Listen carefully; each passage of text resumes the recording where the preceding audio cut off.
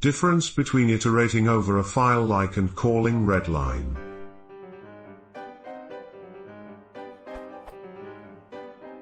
I always thought iterating over a file like in Python would be equivalent to calling its readline method in a loop, but today I found a situation where that is not true. Specifically, I have a open process P where hangs, presumably because P waits for input. Both stin and stout are piped to my Python process, while the following works. Can someone explain the difference?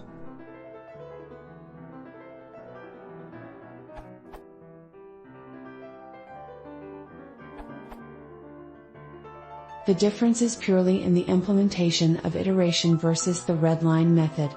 File iteration reads in blocks of 8 kilobytes by default, and then splits up the buffer into lines as you consume them. The readline method, on the other hand, takes care never to read more than one line, and that means reading character by character. Reading in blocks is much more efficient, but it means you can't mix other operations on the file between reads. The expectation is that when you are iterating over the file, your intent is to read all lines sequentially and you will not be doing other operations on it. The readline method can't make that assumption. As Sven Marnock hinted in his comment to your question, you can use iterf.readline to get an iterator that reads lines from the file without reading in blocks, at the cost of performance.